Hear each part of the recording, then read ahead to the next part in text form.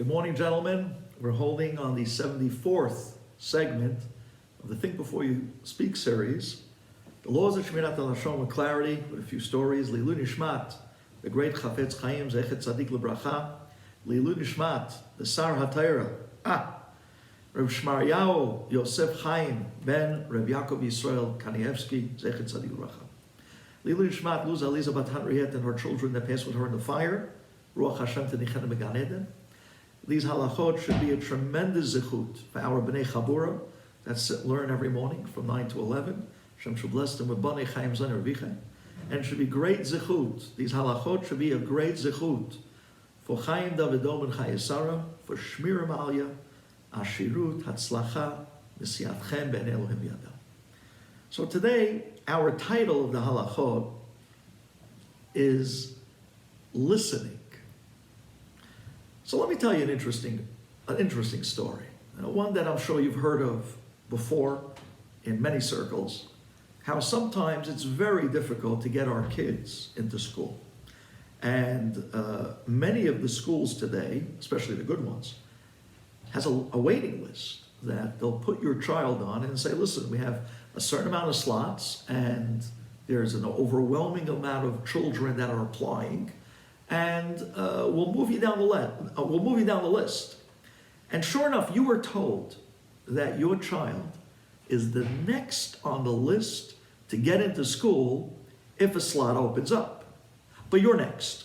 And that gives, obviously, a parent a certain feeling that we have a chance, and Baruch Hashem, my child's going to get to a good yeshiva. So here you are in ShopRite, and you're going up and down the aisles. And a friend of yours recognizes you and says, hey, how are you? So tell me, what are you doing this year with schools? Because her child and your child are both applying for schools. And you say, well, I applied for this certain yeshiva.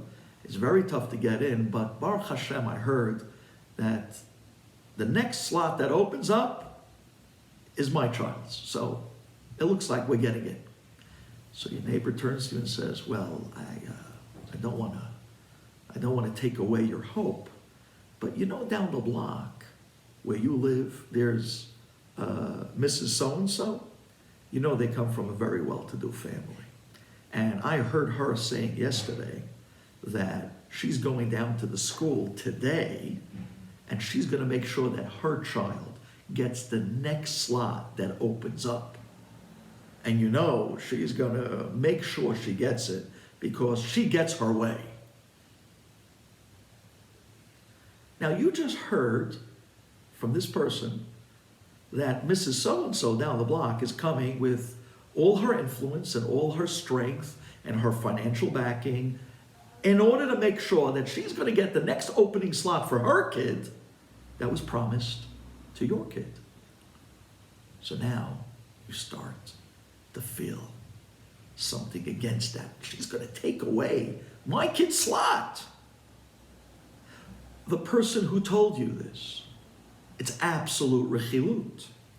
Because now they told you something that you feel threatened by due to the person that they told you about.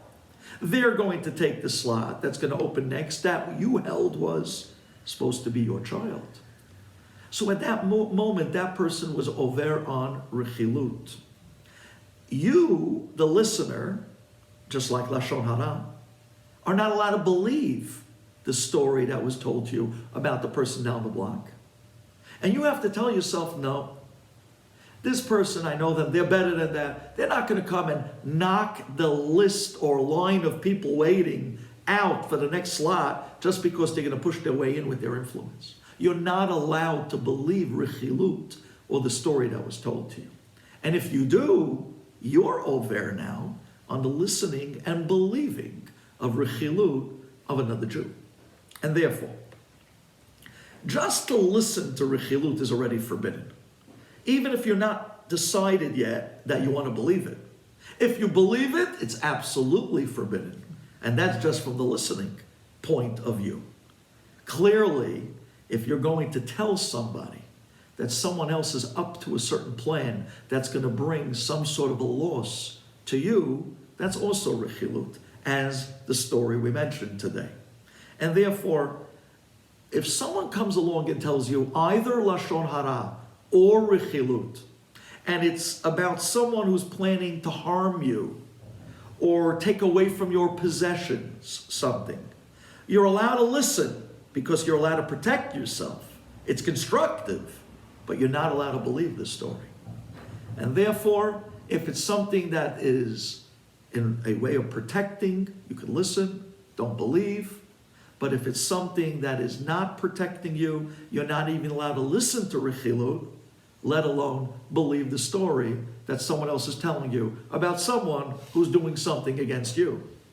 Forgive me for sounding a little bit convoluted, but this is the core of the halakha. We're looking to put shalom between people. Our words were not meant to stoke the fire between other people in Klal Yisrael. Our words were meant to bring shalom beinenu, and we should be zocheh. Thank you for listening.